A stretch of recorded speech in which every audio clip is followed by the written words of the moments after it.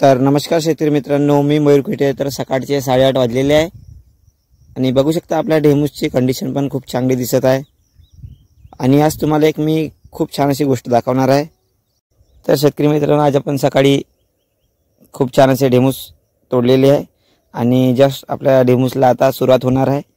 सध्या तर एवढेच निघले आहे, आपल्या भाजीपुरतं खूप आहे आणि हलकीशी कीड पण आहे आपल्या ढेमूसवर. तर नक्की आपण या कीडच्या नायनाट करू, छान अशी फवारणी करून. सुरुवात झालेली आहे आपल्या हार्वेस्टिंगला. हे नॉर्मलची हार्वेस्टिंग आहे. 15 दिवसांनी आपली खूप छान अशी हार्वेस्टिंग होणार आहे. आणि शेतकरी मित्रांनो, 8-9 दिवस झालेले आहे, खूप उघाड होते आणि आज पाण्याचे वातावरण बनलेलं आहे.